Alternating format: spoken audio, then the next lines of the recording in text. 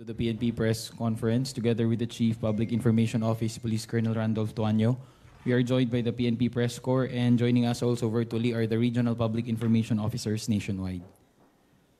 Let us now hear from the Chief of the Public Information Office, Police Colonel Randolph Tuanyo, for the opening statement. Magandang hapon po sa ating lahat, lalo na po sa ating mga media partners sa PNP Press Corps.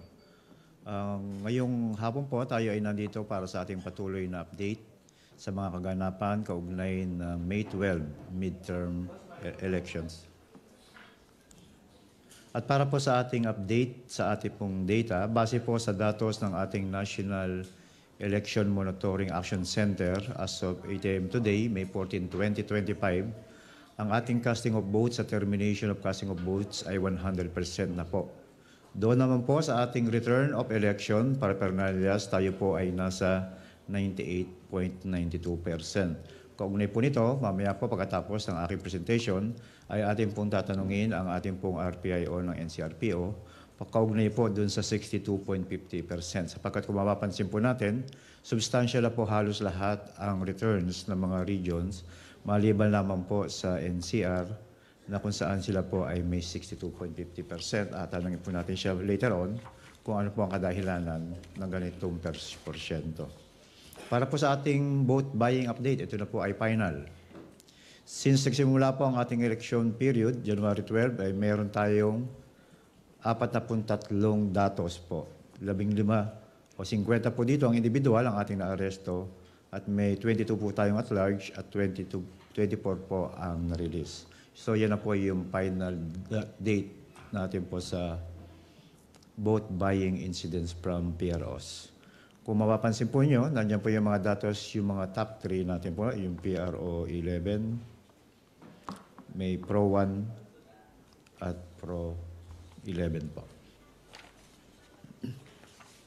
At para po sa ating final update o data po natin sa liquor ban, ang ating pong operations conducted ay nananatiling 3,069 and we have arrested 232 at ang inquest po nila is for filing po o yung status po nila. Yan na po yung ating final data or update po natin. At para po sa money ban update, nananatili po ang total number of incidents natin ay 2 na ang kabuuang pera po na nakumpiska ay 443 million plus. At para po sa ating significant incidents on the day of the election o yung D-Day po ng ating May 12. Umakita po sa 27 ang ating pong number of incidents po nung D-Day. Ito po ay mga insidente na nangyari po sa NCRPO, sa Region 2, sa 11, 12, 15 Cordillera at NIR. Yung po nasa kanan, yan po yung particular na mga insidente na nangyari nung actual o D-Day po nung May 12. Next. At para po sa ating gun ban accomplishment, as of May 13, 2025, the total number of persons arrested ay 3,117 with 3,204 on the total number of firearms confiscated.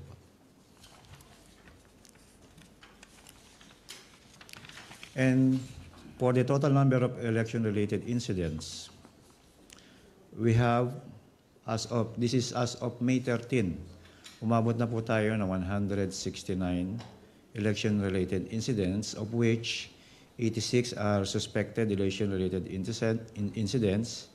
And kung matatandaan niyo po, from 46 yesterday, umakit po tayo ng 43. Ito po ay may bago tayong 3 insidente na na-validate lang po ngayong umaga. And we have validated, balik po, yung 34 po na non-election-related incidents po. Kaugnay po doon sa katanong,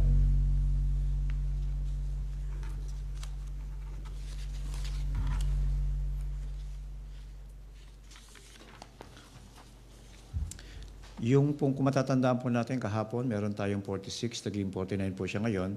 Ito po yung pumasok na mga na-validate na po na mga regions ng Region 4A. Ito po yung kaso ng harassment na nangyari noong May 6. At iyon pong alleged boat buying na nangyari sa Cordillera.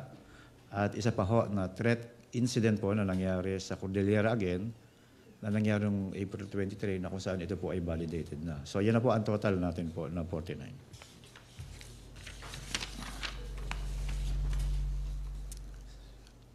Franz, yung NCRPO.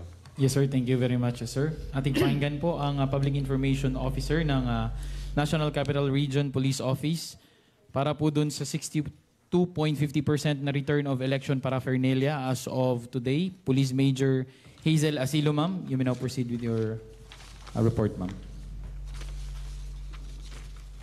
Good afternoon, sirs, ma'am. Mag-share screen lang po ako. Yes, ma'am. Go ahead po.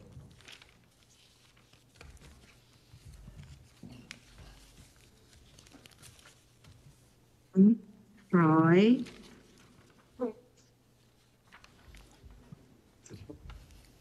Share screen. Sabi mo, ito.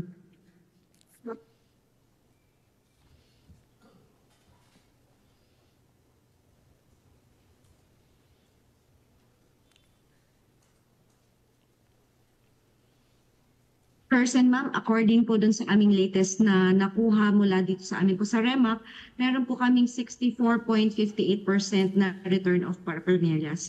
According po sa kanila, nagmi-meeting pa po yung aming mga DMAX at mga COMELEC regarding po dun sa return kasi COMELEC po ang nasusunod sa kung kailan po kami magpapaschedule. Yung iba po, bukas pa po sila nagsabi na pick upin po yung mga i-return. So yun po, sa ngayon po ongoing po yung meeting ng ating mga DMAX at saka yung ating COMELEC kung bakit po hindi ngayon nila tayo i-schedule para ma-return na po yung mga dapat nating election paraphernalia. Pero po yung second district, hindi lang po na-update dito, yung Quezon City, 100% na daw po ito. I-update na lang daw po nila ito dito sa amin at ganun din po dyan sa Krami. Yun lang po, sir.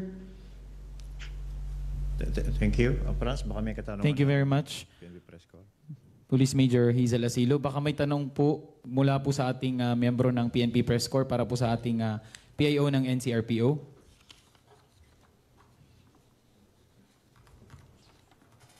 Wala na? Kung wala na, closing na tayo. Kung wala na, mag-closing na tayo. Kung wala na pong question, ating pong ulit pakinggan ang ating Chief ng Public Information Office, Police Colonel Randolph Tuanyo. Closing. Sige.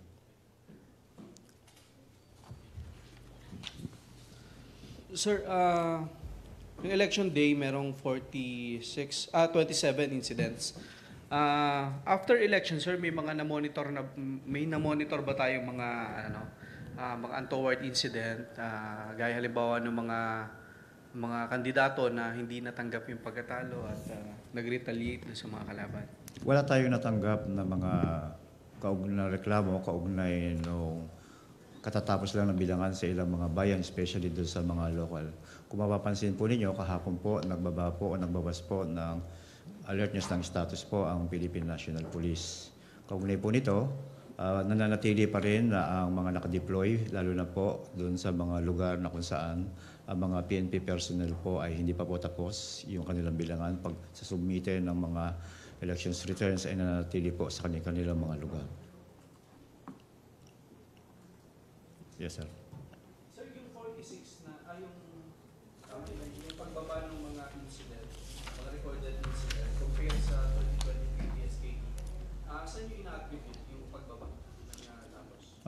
Kaugnay po nito, mamaya po sana babanggitin ko, bumaba dahil kahapon po ay tayo ay 46, ang percentage po ng pagbaba ay 56, pero ngayong umaga dahil pumasok po yung tatlong panibago na validated na, umabot na po tayo sa 53%. Ina-attribute po natin ito sa kahandaan na ginawa po ng Philippine National Police, alinsunod na rin sa utusan ng ating Pangulo, Pangulong Bongbong Marcos Jr., na nagsimula pa po ito noong nakaraang taon, noong 2024. At base po doon sa kautusan ng ating Pangulo, inilatag po ng Philippine National Police sa kanyang preparation based doon po sa guidance na ginawa niya. At ito po ay sinusugan at pinalakas po ng ating 100 days noong pong February 5 implementations po kung ano po yung mga gagawin ng Philippine National Police, kaugnay po ng halimbawa yung define na deployment ng Philippine National Police kung saan ba yan. Kung mapapansin po ninyo, ang deployable number po ng Philippine National Police as may konti, higit dun sa totoong kinakailangan dun sa mga polling precincts kung saan humingi po tayo ng complement ng mga personnel sa Armed Forces of the Philippines at Philippine Coast Guard. Ito po ay kaugnay dun sa intelligence-driven distribution po ng personnel na kung saan inilalagay po natin yung ating mga PNP personnel dun sa mga bayan na mas higit na nangangailangan po. Hi sir, Michael Deliso po sa ABS-CBN. Sir, yung 3 pong nadagdag ay saang regions po ito, sir? Pakita flash po natin sa kanila. Ito po ay sa Region 4A at sa Cordillera Autonomous Region na meron pong 2 po. Okay. Tapos kahapon po merong 27 incidents. So hindi pa po natin, for clarification po, no, hindi po natin ito ipinasok dun sa 49. Hiwalay pa po yung 27. Tama po ba? Ano po yun? Yung 27 na incidents nung May 12 po pala. Apo. Hindi po ito kasama dun sa inilatag nyo na 49? Tama po yun, sir. Ang bago pong insidente ay nangangailangan po ng minimum na 10 days para po sa validation. Pero ultimately po, yung records po natin na yung suspected natin po na election-related incidents, yan ay madidistribute pa doon sa validated election-related incidents at doon sa validated na non-election-related incident. Ulitin ko lang din po, ang alert status po ngayon ng PNP ay heightened alert pa rin po ba, sir? Bumaba po. Galing po Bumaba. tayo sa full alert doon sa heightened alert status po. Okay. Lilinawin po natin, Full alert. tama po, no? Na tayo po ay nasa heightened alert status po. Heightened alert. From full alert. Apa. Thank you, sir. Sir, follow up po ako doon, sir, sa heightened to. Kahapon ay full, yung pinakamataas na alerto ng PNP. Sir, bakit ibinabat to sa heightened alert? Wala ba tayo nakikita ng mga banta? Ganyan. Bagamat po na nakita po ni GPNP na dapat po na manatili ang mga miyembro ng Philippine National Police, lalo na po doon sa mga bayan-bayan na hindi pa po tapos, sapagkat may mga bayan na rin naman po na tapos na po yung mga bilangan. Kaugnay po nito, nakikita po natin na yung mga nakatapos na po ng kanilang mga trabaho o election duties ay maaari na po bumalik at mag-concentrate po doon sa mga regular duties po nila. Kaugnay po ng iba't ibang mga dapat police operations na dapat din pong pansinin at balikan at pagtuunan po ng Philippine National Police po.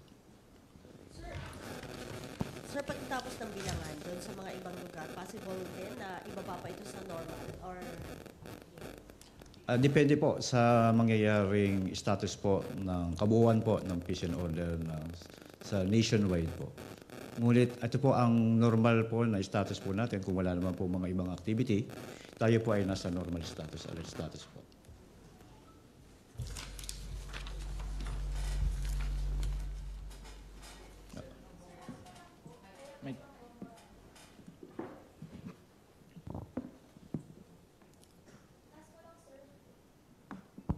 Bea po from Bombo Radyo, sir. Ask ko lang po, since nagbaba po tayo ng from full alert to heightened alert status, mababawasan din po ba yung madedeploy natin? Magmula po dun sa 163,000, ilan na lang po yung nakadeploy ngayon na mga kapulisan natin nationwide, sir? Kung mapapansin niyo, ma'am, na ang ating pong kabuuan na porsyento ng return ay 98%. Yung pong mga naka 100% na ay nasa discretion na po ng kanilang regional director kung ano po ang alertness ng status na po ang gusto i-declare. Pero obviously po, dahil from 62 to 64%, yung ating NCRPO, mananatili po sila sa status na dapat po naka-full alert pa po sila. Salamat po. May katanungan pa po mula sa ating mga members of the PNP Press Corps.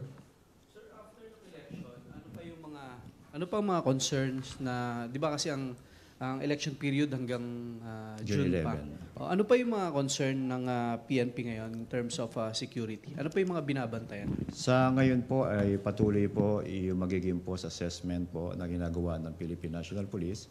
Kasama na po dyan yung post assessment ang gagawin po ng ating Directorate for Intelligence, post assessment po ng Directorate for Operations, sa post assessment po ng Police Community Relations, at iba pa pong directorates po ng Philippine National Police upang paghandaan po naman itong darating na election po sa October para po sa pro-BARM po.